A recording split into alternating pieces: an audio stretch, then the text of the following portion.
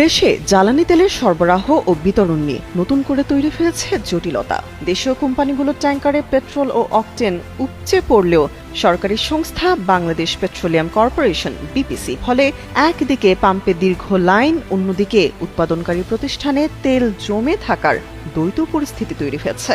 সংশ্লিষ্ট সূত্র জানায়, দেশে পেট্রোল ও অকটেনের মোট চাহিদার প্রায় ৭৫% পূরণ করে স্থানীয় ৫টি প্রতিষ্ঠান, এর মধ্যে ৪টি বেসরকারি ও ১টি সরকারি। প্রতি মাসে দেশের প্রায় ৭৫,০০০ টন পেট্রোল ও অকটেনের প্রয়োজন হয়।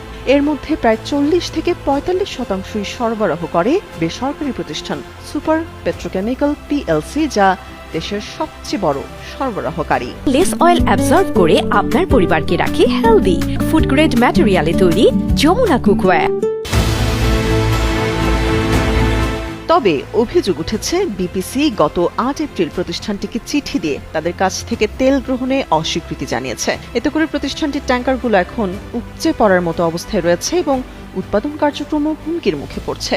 মন্ত্রণালয়ের একটি সূত্র জানায়, দেশের বিভিন্ন পাম্পে ১ থেকে ২ কিলোমিটার পর্যন্ত লাইন তৈরি হওয়া এবং সাধারণ মানুষের ভোগান্তির বিষয়টি নিয়ে প্রধানমন্ত্রী তারেক রহমান একাধিক বৈঠক করেছেন। তিনি পরিস্থিতি নিয়ন্ত্রণে প্রয়োজনীয় নির্দেশনাও দিয়েছেন এবং জ্বালানি খাতে কোনো অব্যবস্থাপনা রয়েছে কিনা তা খতিয়ে দেখারও নির্দেশ দিয়েছেন।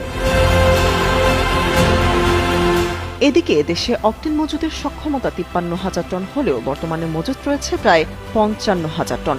এর মধ্যেই ১০ এপ্রিল ৩৭,০০০ টন অকটেন নিয়ে একটি জাহাজ আসায় বিপিসি আরও চাপের মধ্যে পড়েছে বলে জানা গেছে। পেট্রোকেমিক্যালের প্রধান নির্বাহী কর্মকর্তা প্রণব কুমার সাহা ১৬ এপ্রিল বিপিসির চেয়ারম্যানকে পাঠানো এক চিঠিতে উদ্বেগ প্রকাশ করেন।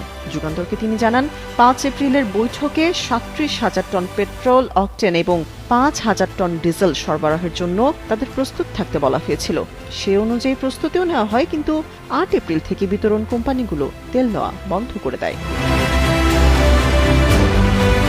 তিনি আরও বলেন, ফেব্রুয়ারিতে একটি জাহাজ আসার পরও বিপিসি প্রতিশ্রুতি অনুযায়ী তেল গ্রহণ করেনি, যার ফলে মার্চে উৎপাদন বন্ধ রাখতে হয়েছিল। ২০ এপ্রিল কাঁচামাল নিয়ে আরেকটি জাহাজ আসার কথা রয়েছে, কিন্তু ট্যাঙ্ক খালি না হলে উৎপাদন চালিয়ে যাওয়া কঠিন হবে। অন্যদিকে মেঘনা পেট্রোলিয়ামের ব্যবস্থাপনা পরিচালক শাহিরুল হাসান বলেন, অকটেন সংরক্ষণের আর জায়গা নেই, তাই বেসরকারি কোম্পানিগুলোর কাছ থেকে অল্প অল্প করে তেল নেওয়া হচ্ছে। বর্তমানে পদ্মা, মেঘনা ও যমুনা এই ৩টি বিতরণ কোম্পানি দৈনিক গড়ে ১২,৭৭৭ টন ডিজেল, ১,৪৯৬ টন পেট্রোল এবং ১,১৯৩ টন অকটেন সরবরাহ করছে। তবে ২৮ ফেব্রুয়ারি মধ্যপ্রাচ্যে যুদ্ধ শুরুর পর ৮ মার্চ থেকে সরকার তেল সরবরাহের রেশনিং চালু করে।